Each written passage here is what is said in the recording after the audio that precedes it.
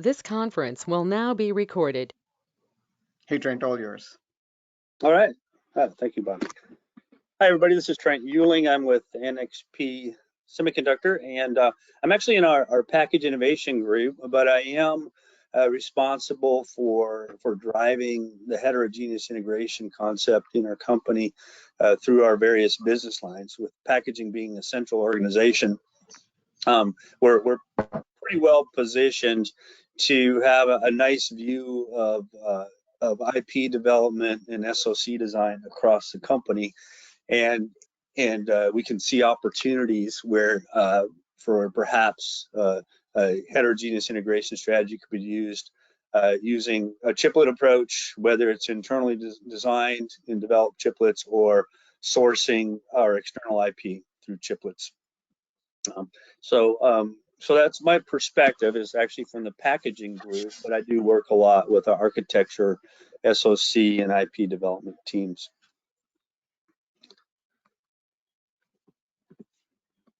All right, now I just got to figure out how I advance my slide.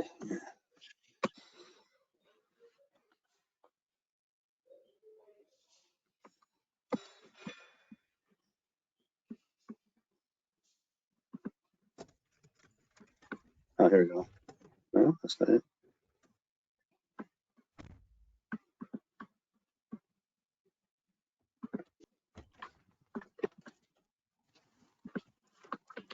Oh, there we go. It's okay. All right, so here are the standard template that was provided to me. So I'll just go through it, and this can be, I think, an open discussion. So if there's any points to bring up for each of these items, feel free to interrupt me. We can discuss those. So I'll start from the top. What's our product? Is it a chiplet? Is it IP, tools, or software? Actually, NXP does not offer chiplets or anything related to chiplets for sale. We are, of course, we sell fully integrated, mostly SoC solutions to our customers, packaged single chip. Although we do have businesses that do some heterogeneous integration already with our RF modules and antenna businesses. But so our product, from a chiplet standpoint, would be a heterogeneous integrated SIP microprocessor. And I state microprocessor because I actually support our microprocessor and microcontroller businesses. Even though I'm in a global organization, my focus is on our automotive processors.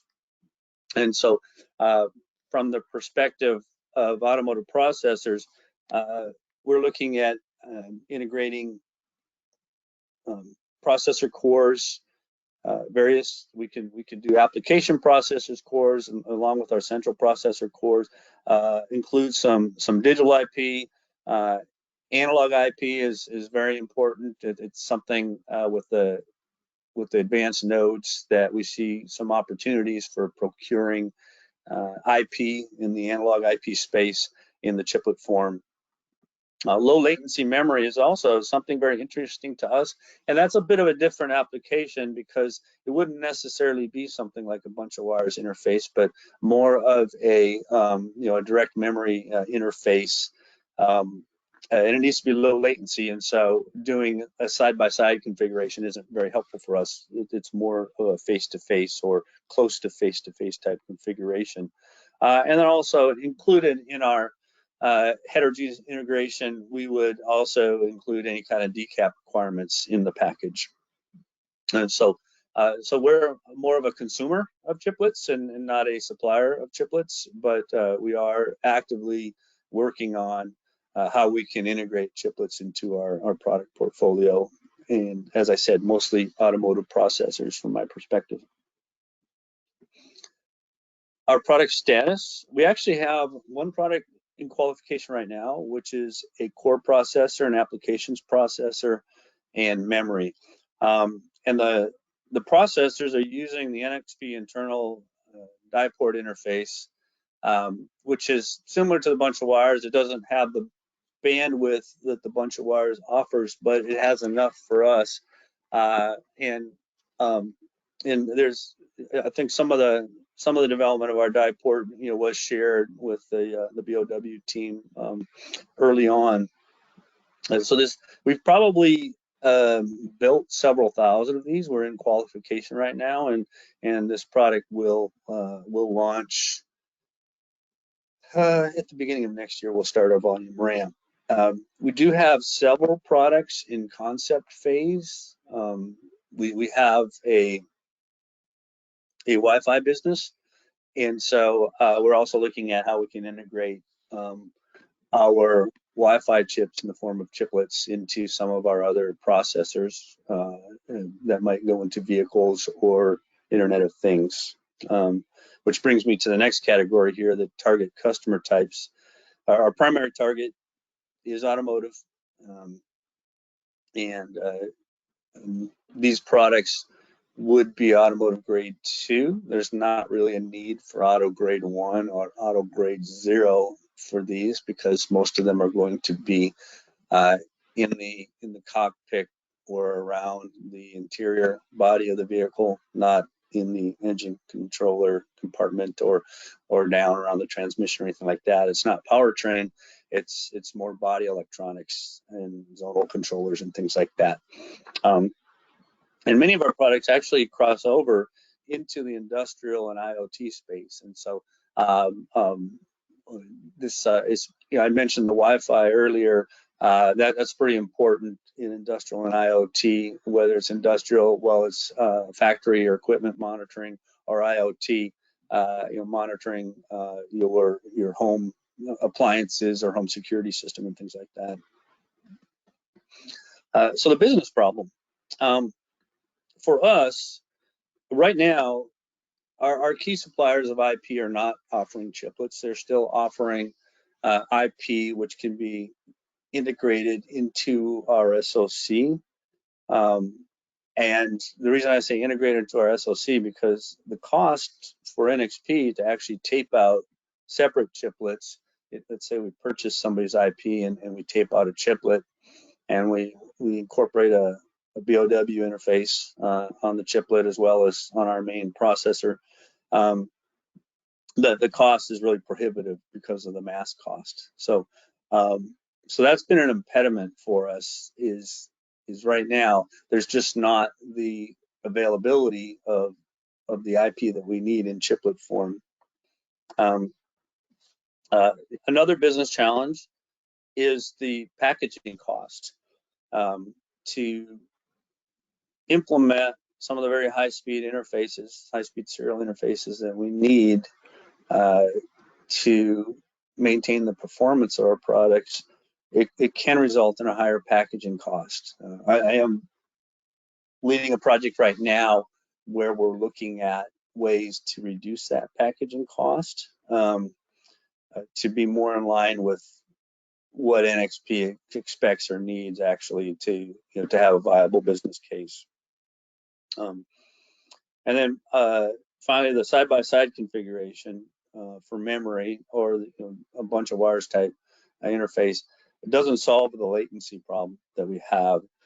So we need some kind of a vertical solution, and that's probably not so much an interface solution as more of a packaging challenge as far as how to vertically integrate the memory without adding cost, without having to go to through silicon vias or silicon interposers and that type of thing, because those types of technologies just are not in our portfolio based on our price points for our products.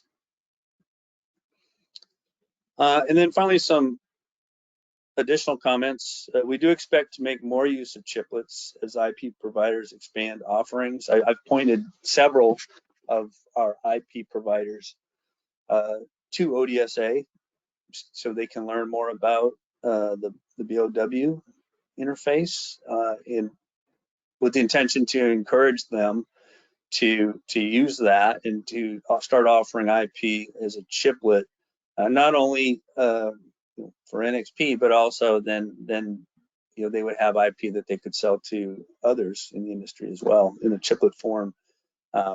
So of course there has to be a positive business incentive for IP providers to do that. And I think that's what people are studying right now is, is that something that they're willing to undertake? What I've found is most of our IP providers, especially the high-speed interface providers, SerDes, to name one, they will almost always tape out a test chip to actually test and debug their IP. And so there are already mask costs for developing the IP. So, what I'm trying to do is convince the IP providers that, since you're taping this out anyway, why not also just put a BOW interface, and so that way customers can buy your silicon as well as instead of just buying the IP and putting it on an SoC. So I think that's probably how this is going to have to work. Second comment, I do have concerns. Actually, we in general have concerns about ESD protection and the ability of the OSATs to safely process the chiplets.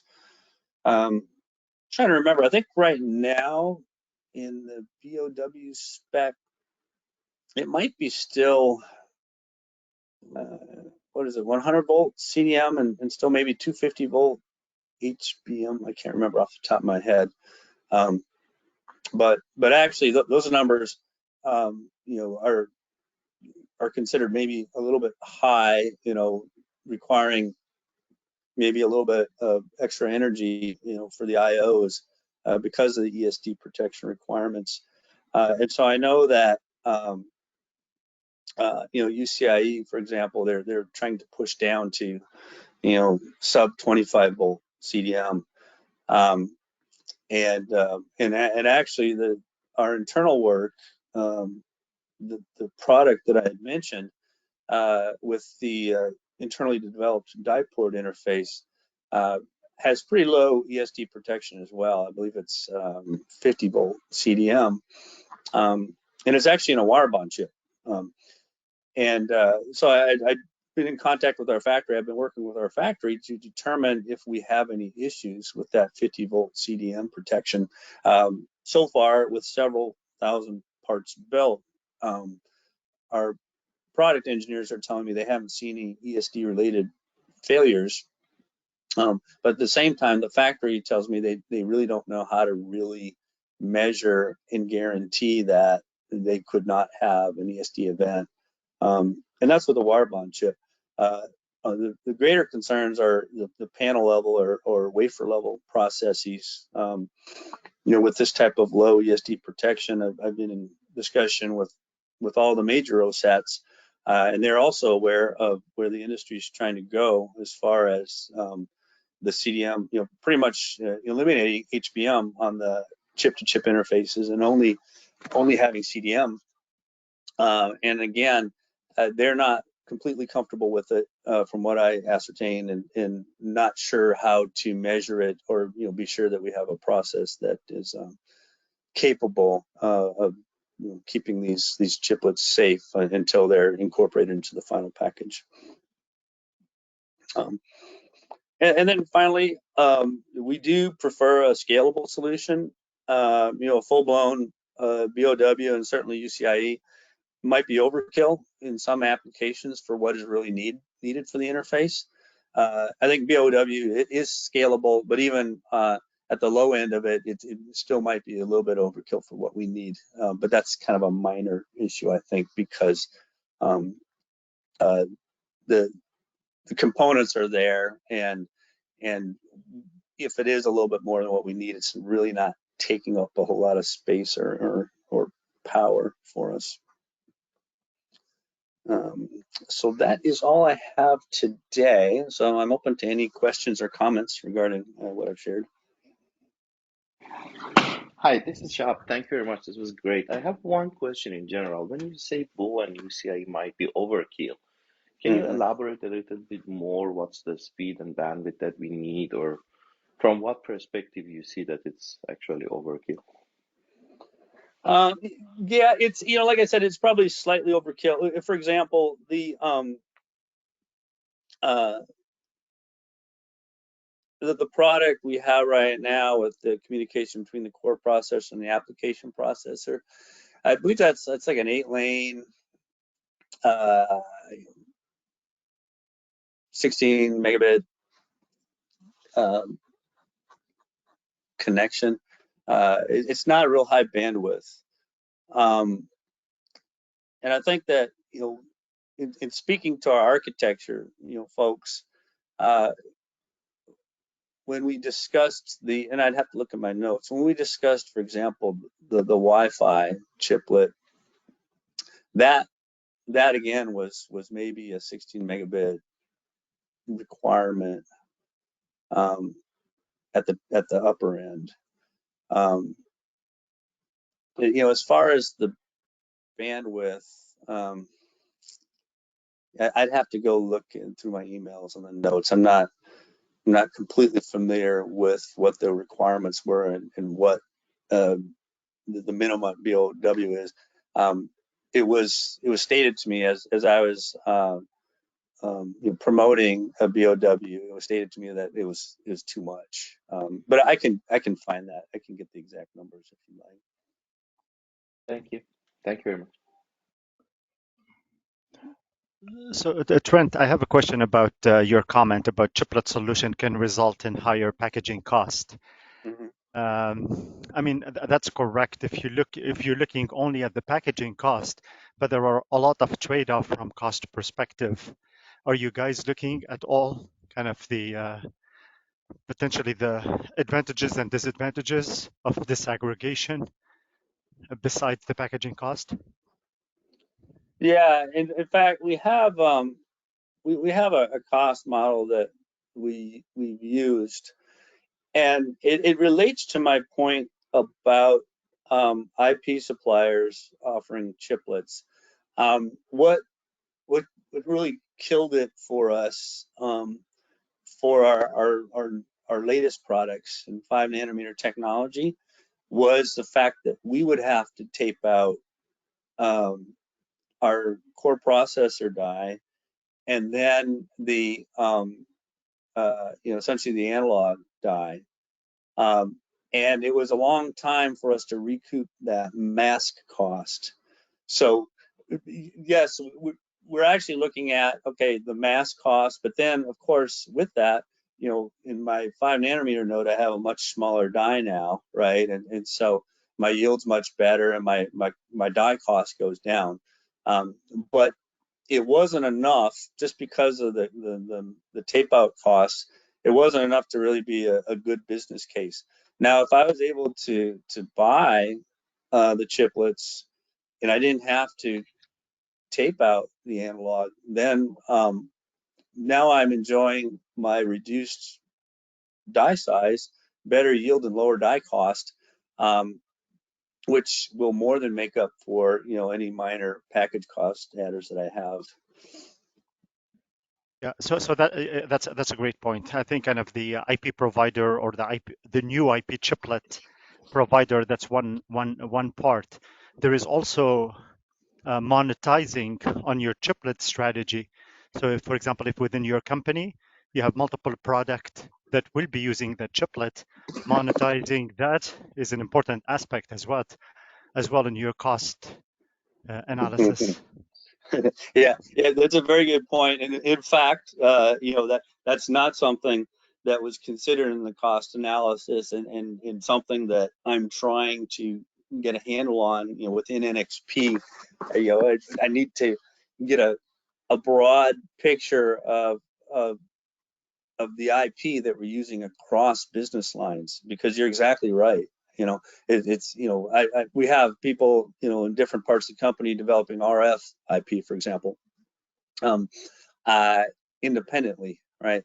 And so, that goes back to the comment I made at the beginning. Being in our central packaging organization, I actually can interact with all these different business lines and get a good picture of the IP that's being developed, and maybe, as you said, now, instead of developing, 3 different,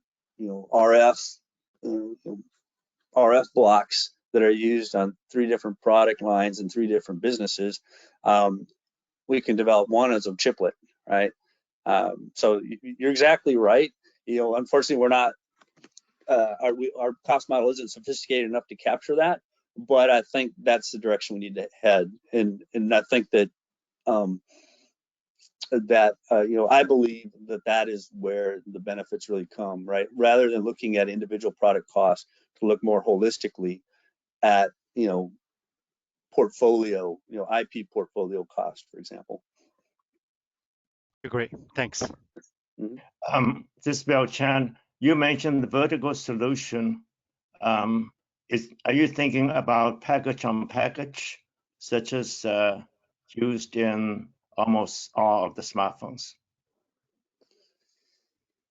Yeah, that really won't work for us because of how we need to get the heat out of our products. The smartphones utilize a very nice, thermal mass type solution, whereas we're for our higher power products, our customers are using, a top solution for pulling the power out, and having the memory in between is a problem. Now, if I could put the memory down, if I put my processor package on the top and my memory on the bottom, that's a solution. But now I have a power distribution network problem, and I have an IR drop problem. So, we need to actually have, and what I'm looking at is memory in the chip form.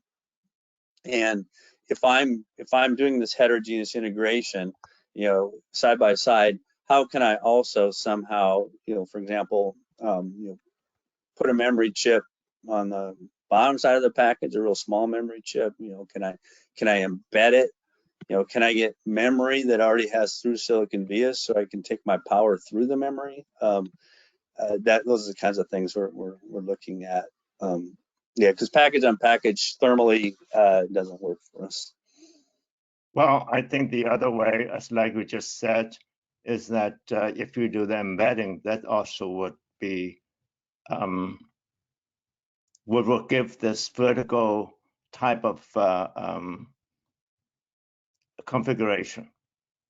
Right, and I don't have a big package, a memory package that's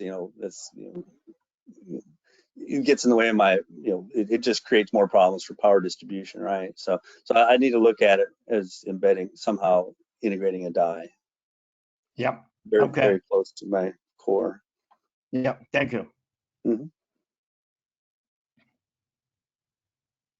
Hey, Trent, you mentioned here that NXP product is a heterogeneous integrated SIP microprocessor with all.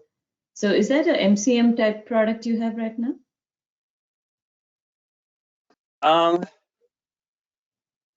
You could call it that. It's 3 chips in a package, so by the definition MCM, yeah. Usually when I think of MCM, I think about there might be some passives and a crystal and other things in there, but it's 3 die in on one substrate. So if that's your definition of MCM, yes. Okay. And you make a statement saying that the cost for tape out of separate chiplets breaks the business case. But in your MCM strategy too, you're doing 3 separate tape outs, right? I'm just trying to understand how the cost works here. Yeah, a lot of it depends on what technology node we're in, and also, to the other person's point earlier, whether we can reuse any of those chips elsewhere. So it doesn't necessarily break it, but we have to be able to use those chips to recoup the cost. In this particular case, because of the technology nodes involved, it was actually a positive business case for doing the applications processors different from the core processor. Okay, thank you.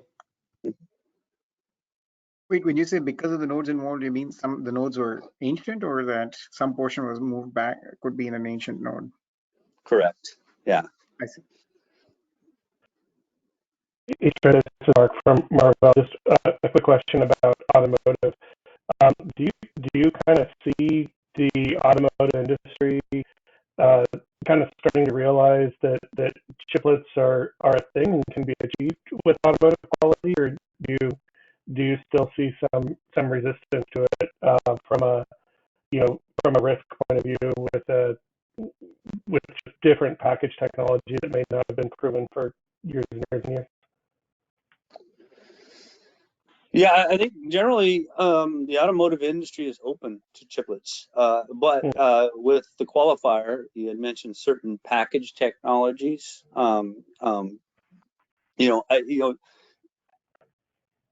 seen, in some conferences, automotive-focused conferences, concerns about through silicon vias and the need for redundancy and that type of thing, right?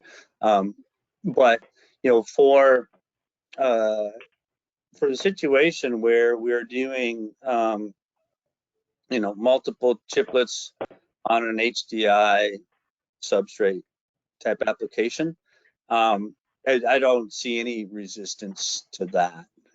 If I come in though with a packaging technology that they haven't seen before, I think that for the most part, the automotive industry has not seen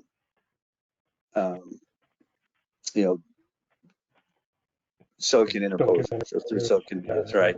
So they're not really sure what to do with that, and so there's going to be some resistance.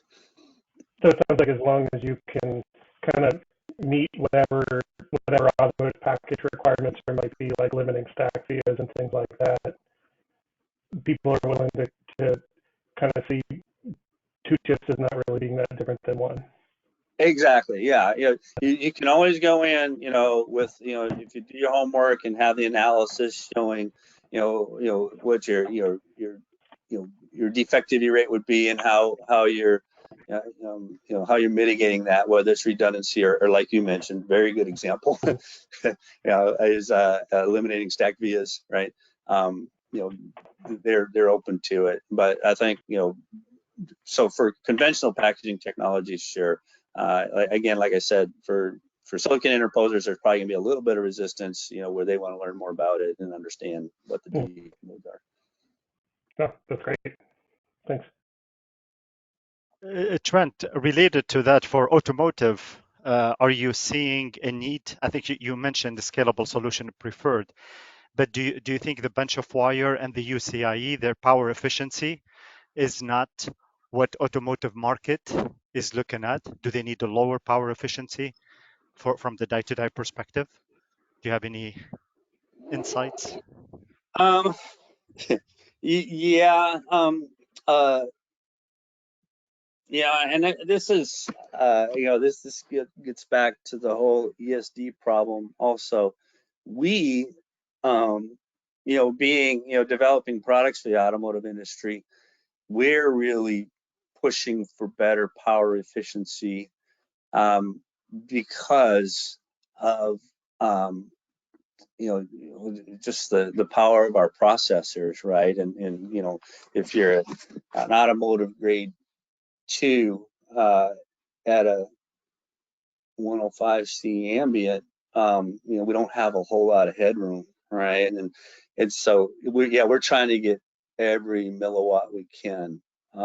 So it's interesting though, because in the automotive industry, of course, they are, they'll have a budget for our processor as far as, okay, what can they dissipate in their module, right? And so we have to, we just got to meet that number, right? And so I don't think it's much different for us compared to mobile or other industries where you have a budget and you have to design your product, to be within that budget. And so definitely we're extremely sensitive to it. But it's probably not the biggest problem we have as far as power. But it's a knob we can turn. So yes, we're very much concerned about the efficiency of that interface. Thanks.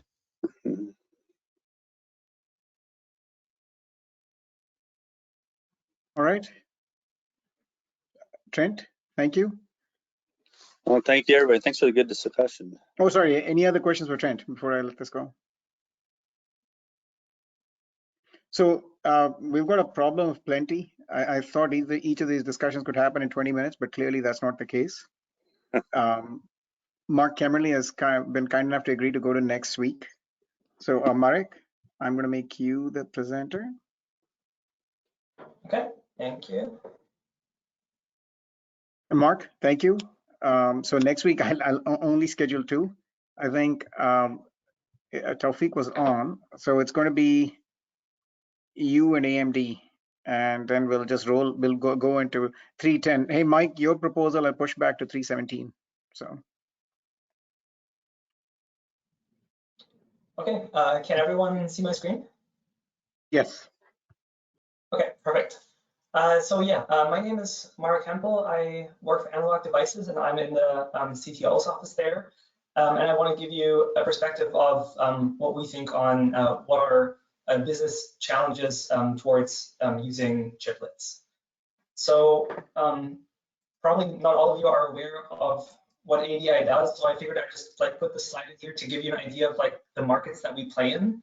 I think the main things I want to point out is we do have a lot of different products in about 75,000 SKUs.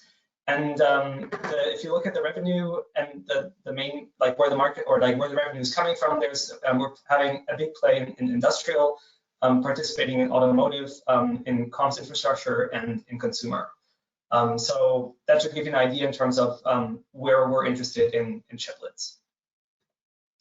And I also want to summarize a little bit more. This is, I think, pretty standard information, but just the reasons why chiplets are interesting. There's the package level integration and the die disaggregation case.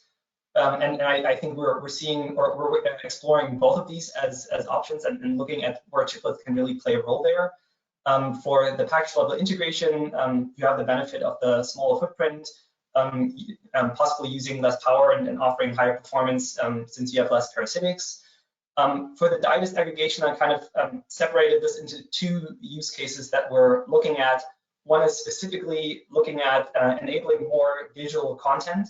So having optimized analog to digital nodes, you would have the same footprint, but you would be able to offer more functionality and overall still have less power consumption if you look at the entire system.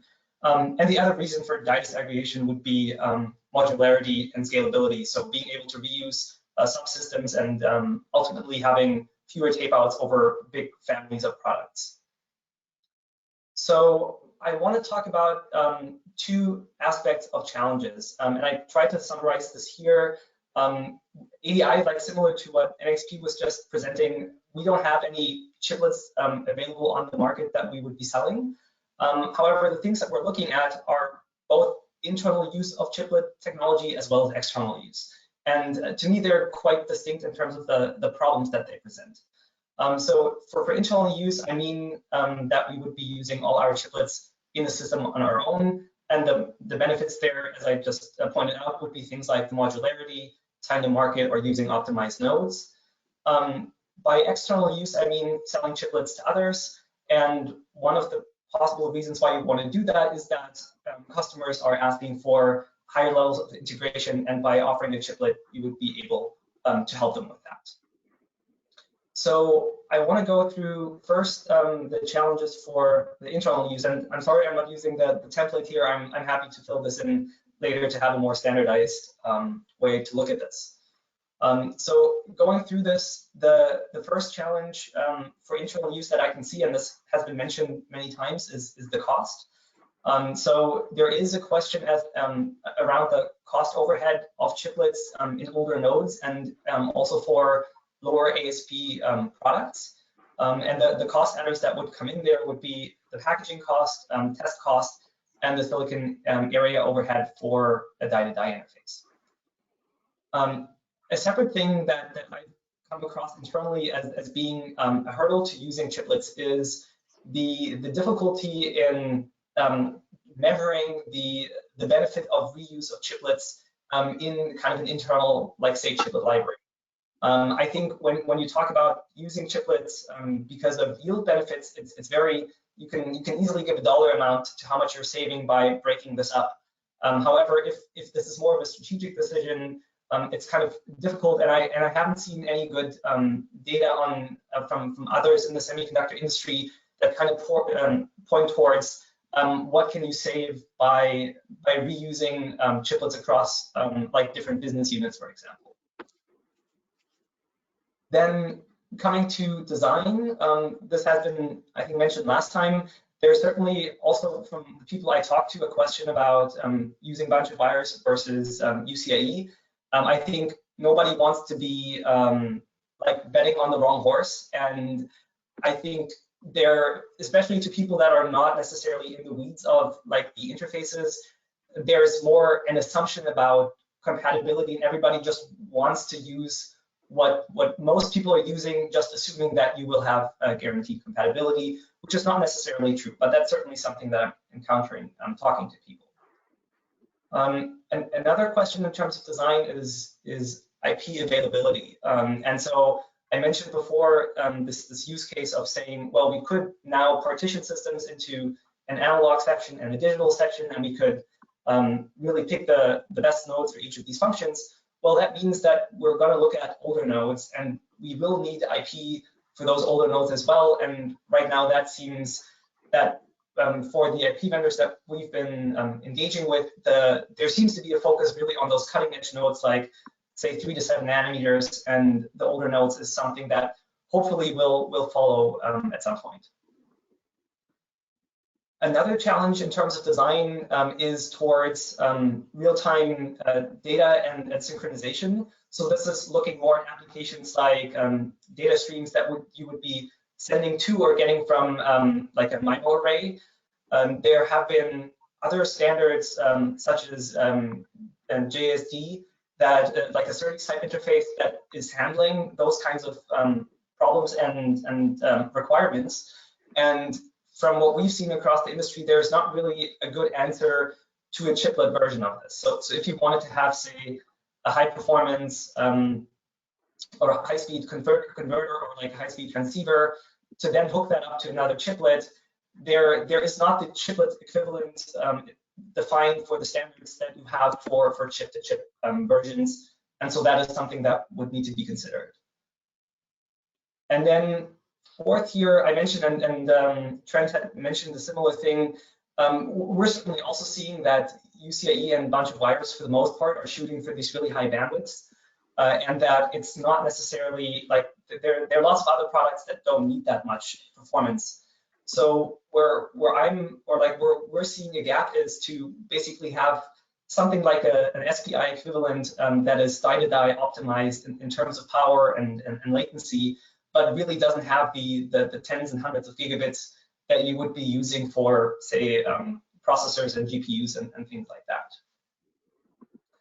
And then thirdly, a challenge for internal use is known die. I mean, a lot of people have brought this up before. One thing that we, from kind of like analog devices perspective, are seeing is that, especially for analog chips and analog functionality, there is a lot of test capability that's currently just baked into the final test of a product that ultimately needs to move upstream. And that is not something where I've seen good answers on how that can be easily accomplished. So making sure that if you have these really high performance analog chips, that you can guarantee that there are known good die at the probe level, say, is not trivial. Okay, so that's it for internal use, and maybe we could take a couple questions here, and then I can move on to external use of chiplets. So going back to your first bullet, cost overhead of chiplets and older nodes and low ASP, is it just, is the cost overhead more driven by it's kind of the anti of what Trent said, that at an older node it was actually possible to make a case for pitch chiplets. Is it just because of the ASP constraints with older node products, or I'm trying to, you and Trent sort of reach opposite conclusions on this? Yes, I guess the two are certainly related, but yeah, like I think the lower ASP is probably the first thing, and then that often implies also older nodes. But like in terms of test cost, the challenge that now assuming and this is more coming from the angle of saying we disaggregate something that used to be monolithic. If we do that, then we now have to test more than we used to test before. Like now we have to test both chiplets and then still test everything in the package, whereas before it was only one test insertion point. Package cost, again, talking about like what would happen if you just had to package one chip before and now suddenly it's two, and you may have to spend like an extra layer in the laminate to facilitate those connections. What does that do to your full factory cost? Okay. So Marek, I have a comment on your second point on the cost. Okay. I mean, there are data in the industry, and actually the best data that you can look at is AMD. AMD pioneered chiplet and chiplet reuse. There is a bunch of published papers, published presentation by AMD showing Okay. the benefit of reuse in their different portfolio. I think they excelled as a company in chiplet reuse. No, for sure. So you would say they even have kind of more like market or like economics oriented data in there to show, because like from what I can see from AMD's lineup, it's not necessarily like we're talking like, I'm thinking more about like, say in terms of product families where they're using chiplets, it's not in the like hundreds of product families. It's more like looking at like initially the server CPU, then the consumer CPU, GPU market, but it's still pretty focused, and so the reuse is still like somewhat tighter, I would say. Yeah, it's not the economic part of it, but at least there is a lot of points where schedule how they can tape out multiple products at the same time, and so that's a good data I'll point from AMD. That's Okay. helpful to know.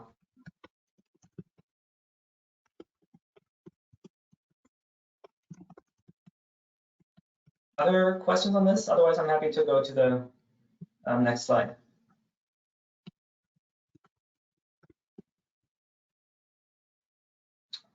Okay, so then let's talk a little bit more about external use.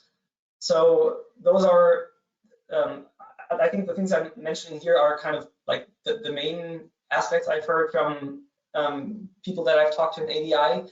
One is the compatibility question. So this is a little bit more forward thinking, but what I'm trying to express here by saying it's difficult to preemptively develop chiplets for a general market right now. And that basically means that, yes, we do have die-to-die interfaces, but for the link layers, like let's assume you're not using PCIe or CXL, what are the specific configurations that you should be designing for?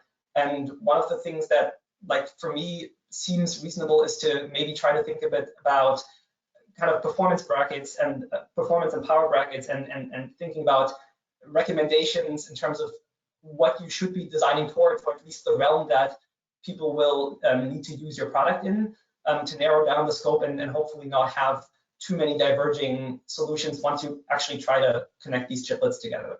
Before this, like so far I only see a viable solution if you talk to another company first and say, we want to do this, and then you can align on what you're going to do all the way up the stack to your the transportation layer and so on.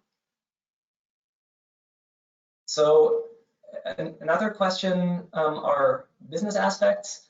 I've put in here, I've mentioned this before quickly, like one thing that we're looking at is the question of margin stacking for chiplets. So assuming that you build a product and you buy a chiplet from somebody else, and that chiplet is, say, getting very close in value to the things that you're putting into the package, are you like, how are you handling the margin stacking, and does that mean that the price of the full system that you're building becomes too high for what the customer would want to sell? One of the ideas that I've heard is like thinking about aggregating the chiplets by a third party, in which case you may be able to solve this. But if anybody has good ideas on how this is otherwise done, from what I heard with chips that, like when you think about chips in an MCM, that problem still exists. So then a second issue would be branding of products. So thinking about selling chiplets to the market that then basically get abstracted away in terms of that they're who they came from. So when ADI sells a chip to others, then it's visible on the board that yes, there's a chip of ADI. If that goes into some other person's product or package, then that becomes a challenge. And one of them, these products are going to be updated, and maybe the chiplets are going to get replaced by another version or an internal chiplet that is going to be built. So that's certainly something I've heard internally. And then the last thing for business is having a framework on how to deal with scrap cost, since it seems quite challenging to be able to offer 100% known to die. So thinking of ways on what agreement you can come to and say you're going to guarantee a certain level that is not like one, or where you acknowledge that there will be some defective chiplets, and how will you deal with the fact that those will lead to scrap costs of entire modules. Around packaging, one challenge we see is that there is also a lot of domain expertise in packaging design, and we don't necessarily want to share those secrets with the world. So then if you basically develop a chiplet that needs a good design of the laminate that it goes onto, then how can you handle that as a chiplet? And also looking towards things like trim and calibration. Many of these things are currently done at the final test, and selling those high performance analog chips as chiplets, you really have to rethink how are you going to do some of these industry standard flows there. And then lastly would be reliability, which is really this question of, if later in the field problems arise, like how do you share this responsibility to the customer, and who really ends up fielding those problems or looking into the failures, and who has to pay if something goes wrong. Okay, so those were all the points I wanted to make. Marek, I have a question about the branding. So the branding for chiplet integration, how would that be different from an MCP business aspect, kind of the multi-chip packaging?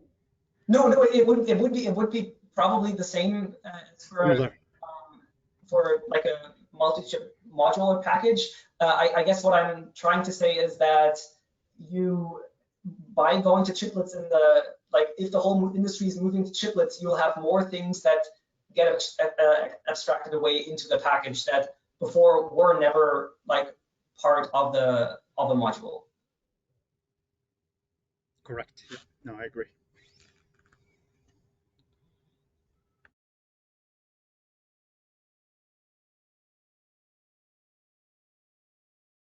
Any other questions or comments? Yeah. This is Anu. On your previous slide where you talked about the internal chiplet use, the cost model, and the first 2 points kind of resonated with me quite a bit.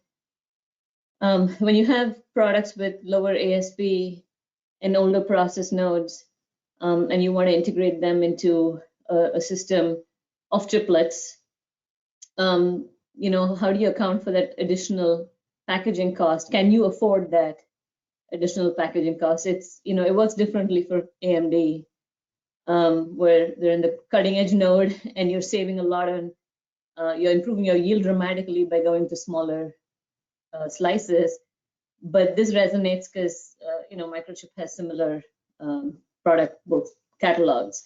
And the second piece was the how to put a finger on measuring reuse of IP.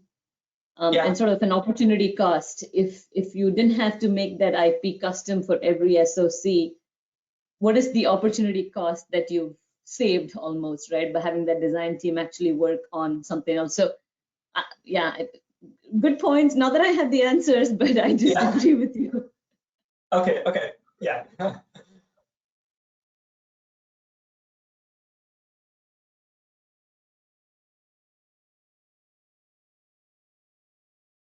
Other thoughts or questions that Any questions for Marek?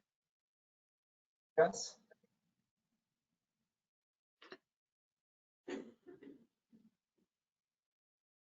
So do you, I keep coming back to this cost overhead of chiplets, and the first is in lower ASP products, are packaging and test costs a higher fraction of product cost than in, I'm assuming they are roughly, that they don't shrink the way manufacturing costs do. So they end up being a bigger portion of product costs. Is that a reasonable way to see it? I can't tell you for sure, but I would assume so. But I think like maybe one point that I could make is to say, whenever internally we're looking at like, does a chiplet make sense? You always have a reference case. And so even no matter what the number was, if you're now suddenly telling the product line, we need to spend more as a fraction on packaging and tests, they're gonna ask, well, why should we do that? We could just build it monolithically. So I think that is, like, no matter where the ratio stood before, the fact that they're going up just because it's getting, you're shifting some of the complexity into the package and into test, I think that's really a challenge where you now have to show kind of an additional value on the other hand to justify that move. Got it. I'm assuming you attend the Bow meeting, so you know that there's somebody doing Bow at 65, right? Yes. No, I have.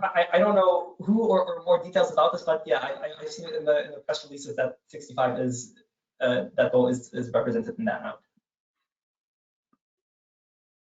So Marek, a question to you and actually to everybody on this call, which is who pays? Kind of in your last page, I think like that's really an aspect for chiplet adoption, especially if I have multiple chiplet from different vendors, from different. Who's gonna solve that problem is who pays if I have an issue with one of the chiplet and I integrate them. That's a major kind of, I know you put it in reliability, but it's a business aspect as well. Yes, yeah, that's true. That is true. How is that going to be solved, do you think? Is there going to be a common model, or it depends on the company, the agreement, or? I mean, like I'm not necessarily, I don't think I have a good background to draw from experience there. My assumption is that if you have, let's say, very strong business propositions between two companies, then those are probably the things that you may work out somehow because you know that there's still benefit to working together. And then as more and more companies do that, hopefully there will be some common ways to look at it, and maybe some practices that get established. Otherwise, I could also, I mean, I don't know where I heard this, but this idea of, I think this was another talk or so, if you go to this idea of third-party aggregators and maybe like OSET's playing a bigger role in putting together these chiplets that are now in the open marketplace, maybe that responsibility shifts to the person that builds the packages for the person that requested a specific combination of chiplets. But that's kind of probably a lot further out and just wild speculation on my end.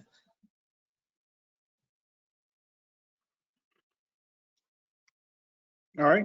Thanks, Marek. Sure. Oh, Trent, did you have a question? No, I was actually listening to Mark's answer on who pays, because I was going to jump in, but I don't really have anything to add other than, you know, it comes down to also the known good die problem, right? And how good, you know, is the known good die? You know, because of course we already integrate different types of memory into our packages, and we rely on known good die testing to be sure that that memory is good. And of course, sometimes we do have rejects once we've packaged it, but we do seem to have a model. But I think memory might be a little bit easier than like an analog IP block or an RF block, right? So that's an interesting question, because I was thinking about it from the perspective of, well, we already, you know, purchased that third-party IP, and then it's integrated in an SoC form, right? And again, it's debugged usually, in what I would call kind of a chiplet, right? Although it doesn't have the interface. So I would think it would be similar, right? As far as, how much cost you put into making sure it's a known good die. And once it's packaged, I think Mark made a good point about the OSATs being the integrator. And somehow I think they're going to have to play a bigger role in taking responsibility for that. All right. On that bright note, Bill Chen, is he still on? Nope. Hey, so the IEEE HIR roadmap meeting is next week in Milpitas. I will send out registration information for those who are interested. It's next week, Tuesday, Wednesday, Thursday, if you're interested. Yeah, Bappy, that one was free for that piece alone, right? That I don't know, actually. I'll send out registration information. You'll have to click and find out. I apologize. I tried to register, and the only thing I could find was register for the whole thing would cost money. So I thought the HRR by itself was free. So if there is a separate registration path for that, let us know. I'll ask Bill to respond. Thanks. Okay. And Mark, thank you so much for doing this next week. Appreciate it. Everybody else, have a great weekend. Thank you. Thank you. Thanks. Great. Thanks, Bobby. Bye.